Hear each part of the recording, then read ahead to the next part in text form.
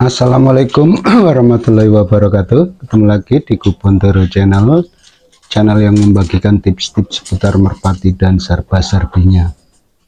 Nah, kali ini saya akan berusaha menjawab pertanyaan dari Mas Saryoko yang mempertanyakan apakah dari supitan kita bisa mengetahui tebal atau tipisnya tulangan merpati atau besar kecilnya tulangan merpati ya.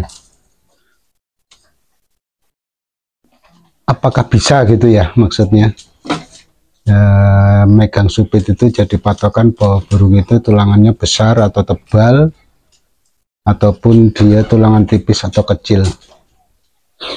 Kalau menurut saya enggak ya, nggak bisa dijadikan patokan untuk supit itu menunjukkan bahwa burung itu tulangannya besar atau tebal ataupun kecil atau tipis.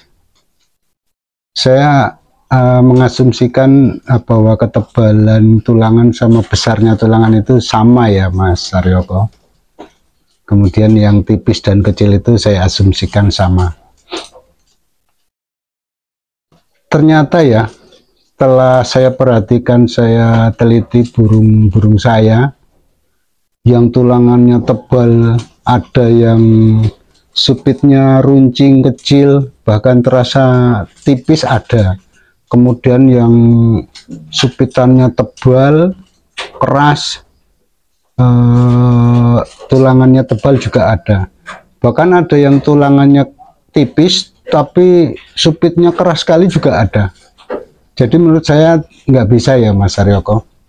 Kalau kita ingin melihat apakah burung itu tulangannya tebal ataupun besar itu, selain feeling atau perasaan kita waktu saat meraba itu, oh ini tulangannya besar ataupun tebal gitu. Kemudian itu dari feeling ya.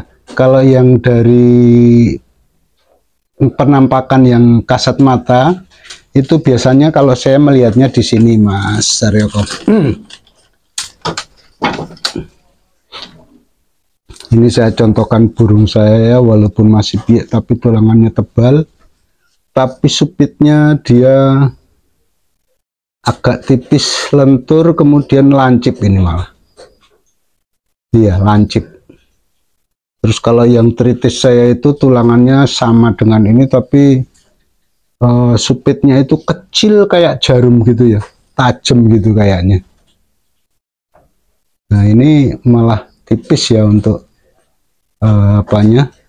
supitannya, dan juga agak lentur, ini nggak keras sekali. Dia bentuknya hampir kayak gini nih, nggak lurus begini tapi begini, agak begini sedikit. Kalau saya lihatnya di sini ya Mas Saryoko ya. Nah, selain dari feeling ya, karena sebenarnya itu kalau yang sudah terbiasa pegang merpati itu, waktu megang gini aja udah terasa oh ini tulangannya tebal. Itu biasanya orang-orang yang sudah banyak kali memegang dan membandingkan antara burung satu dengan burung yang lain. Nah kalau yang kasat mata yang kelihatan jelas itu di sini. Kalau saya biasanya kalau tulangan yang tebal itu kelihatan ya, kelihatan ininya tebal ini. Nah terus waktu diginikan juga biasanya dia agak melebar gitu. Kadang kan ada yang otot dadanya ini banyak sekali karena tulangannya agak nyegitiga gitu.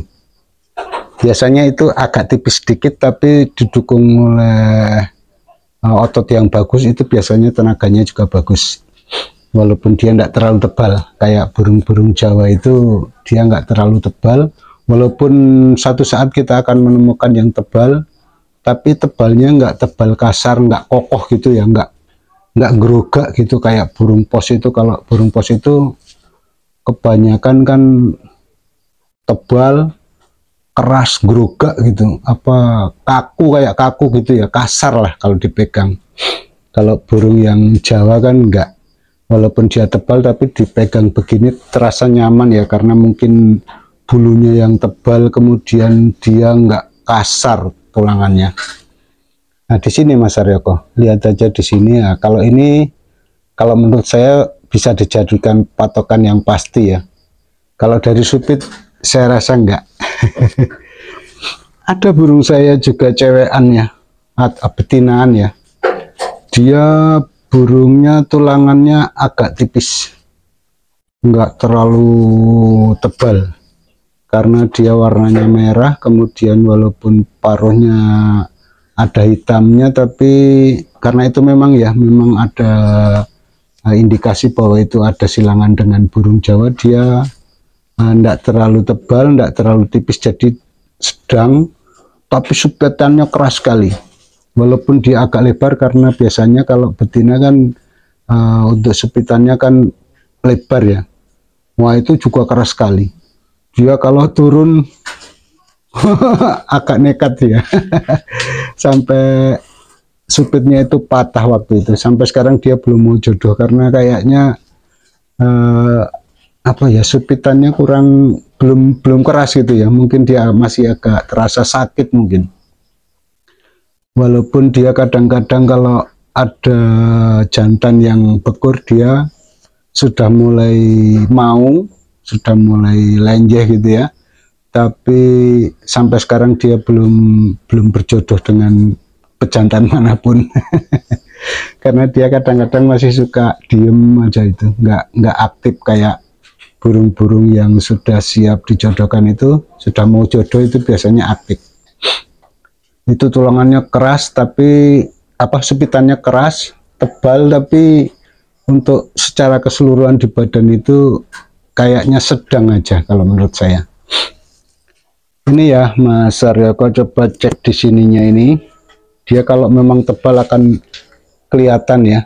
Dan juga berasa sekali waktu dipegang gini dia tebal.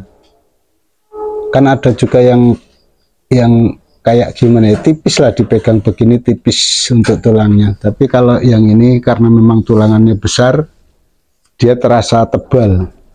Dan juga penampakannya juga kelihatan, dia juga tebal. Bapaknya ini juga tulangannya tebal sekali. Ini anak bandit yang perumpung itu, yang kalau saya klepek waktu itu pertama kali belajar ngelepek dia itu selalu jebol patek lah istilahnya.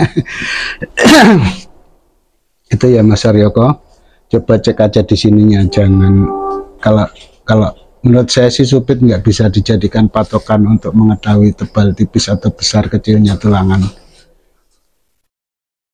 Kemudian kalau untuk keuntungan yang tulangannya tebal, ya dia biasanya lebih bertenaga,